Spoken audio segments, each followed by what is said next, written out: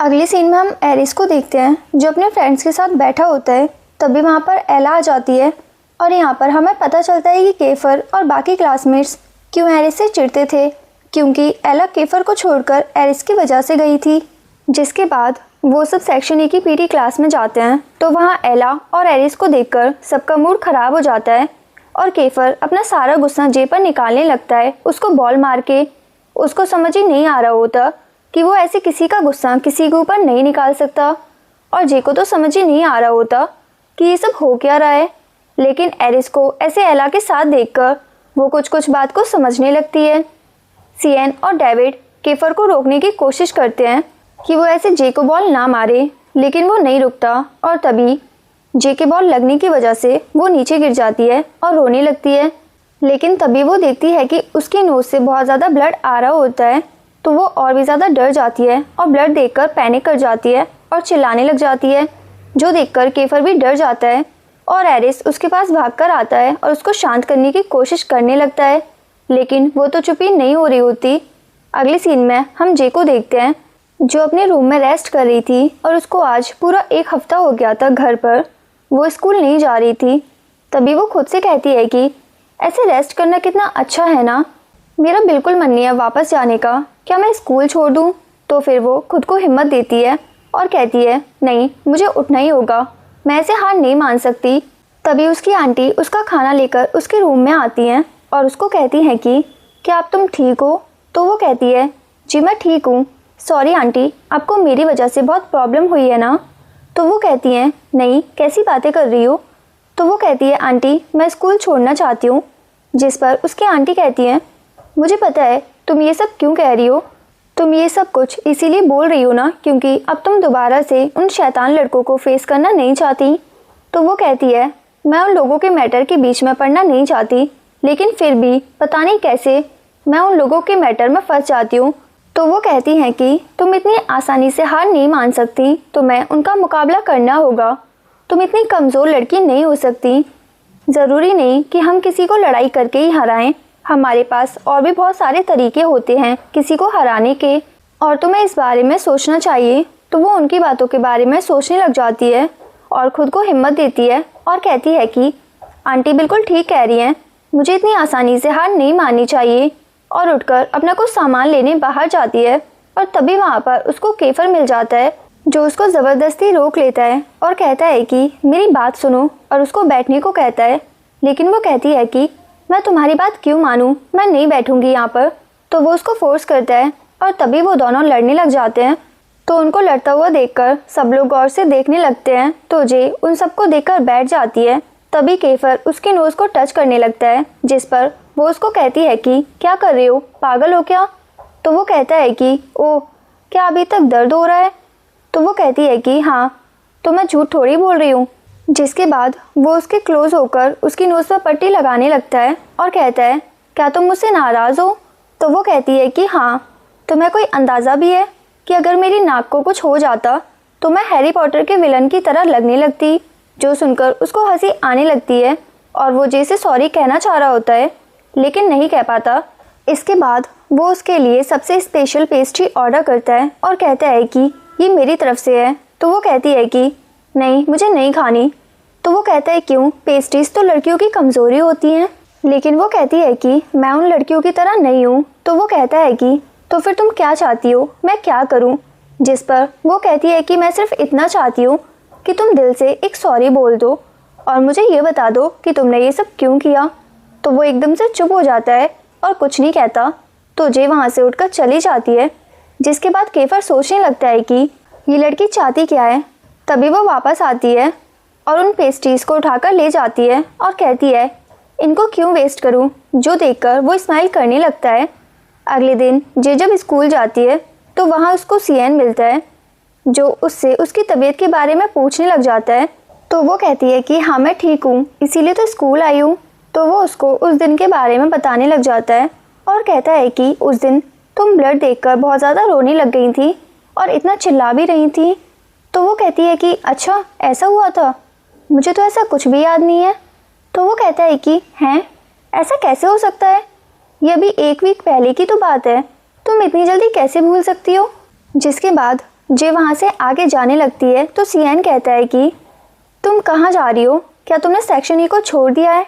और ड्रामा करने लगता है और कहता है कि नहीं, तुम ऐसा नहीं कर सकती, तुम हमें छोड़कर ऐसे नहीं जा सकती, हम तुम्हारे बगैर कैसे रहेंगे, तुम हमारे सेक्शन ई को छोड़कर नहीं जा सकती, मैंने तो तुम्हें अपना बहुत अच्छा दोस्त मान लिया था। तो जे कहती है क्या तुम पागल हो गए हो, तुम इतना ड्रामा क्यों कर रही हो, मैं तो सिर्फ वॉशरूम जा रही हूँ। तो वो कहता है कि क्यों, तुम सेक्शन ई में हमारा वॉशरूम भी तो यूज़ कर सकती हो ना।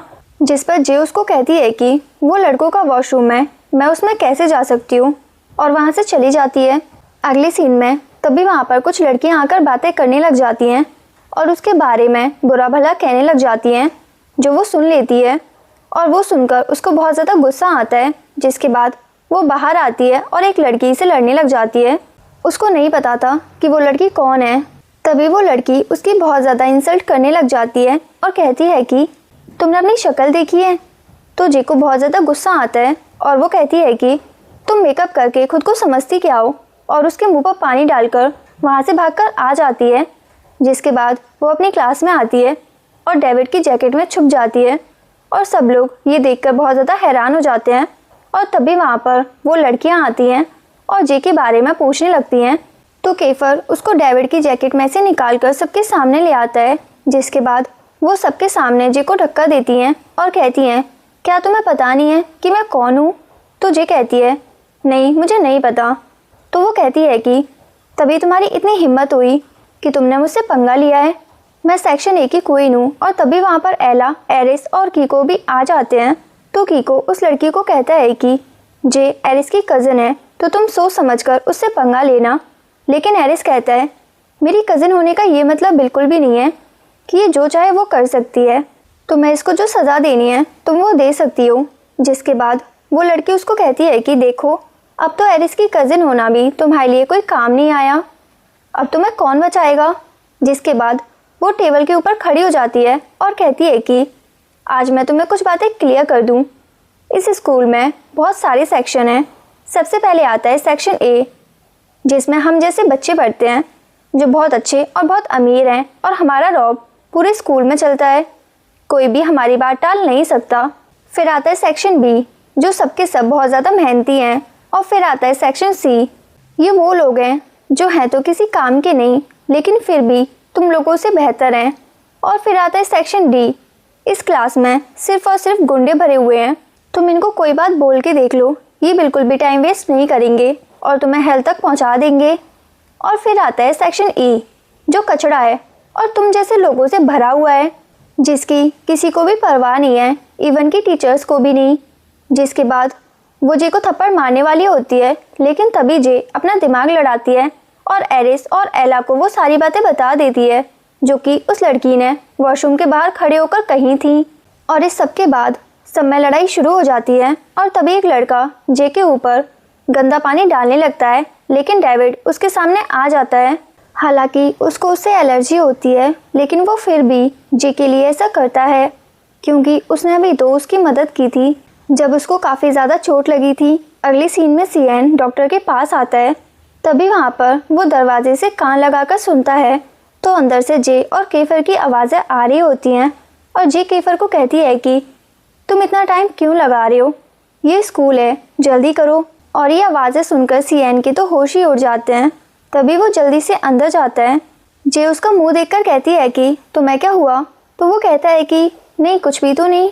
तो जे उसका फेस देखकर सब समझ जाती है और कहती है कि तुम्हारा माइंड कितना गंदा है, केफर बस मुझे दवाई लगा रहा था और कुछ नहीं। और सियान को लेकर वहाँ से चली जाती है। जिसके बाद हम यूरी को देखते हैं जो केफर के पास आता है और वो दोनों अपने प्लान के बारे में बात करने लगते हैं। और तभी हम फ्लैशबैक में एक हफ्ते पहले का सीन देखते हैं जहाँ पर केफर यूरी को कहता है कि मैं एरिस को हर्ट करना चाहता हूँ और इसके लिए मैंने एक प्लान सोचा है। तो वो कहता है कि कैसा प्लान। जिस पर केफर कहता है कि मैं जे के साथ झूठा प्यार का नाटक करूँगा और फिर उसका दिल तोड़ दूँगा और वो हर्ट होगी तो उसका कज़न भी ज़रूर हर्ट होगा, मैं बस उससे बदला लेना चाहता हूँ। जिसके बाद हमें पता चलता है कि ये जो इतने दिनों से वो अच्छे से जिसे बात कर रहा था वो सब एक नाटक था। सच तो ये था कि वो ये सब सिर्फ इसीलिए कर रहा था ताकि जे उसके करीब आ जाए और उसको उससे प्यार हो जाए। जिसके बाद आज हॉस्पिटल में केफर से गलती से जे के ऊपर पानी गिर जाता है, तो वो उसको कहती है कि मुझे बहुत ज़्यादा दर्द हो रहा है क्योंकि मेरी चोट पर पानी लग गया है। तो केफर कहता है लाओ मैं एंटीसेप्टिक से साफ़ कर देता हूँ। तो वो कहती है कि ठीक है। जिसके बाद वो उसकी शर्ट नीचे करके उसको दवाई लगाने लगता है, जिससे वो दोनों एक दूसरे के बहुत ज़्यादा करीब आ जाते हैं और उन दोनों की हार्ट बीट भी फास्ट हो जाती है। एंड इसी के साथ ये पार्ट यहीं पर ख़त्म हो जाता है। सो तब तक के लिए अपना ख्याल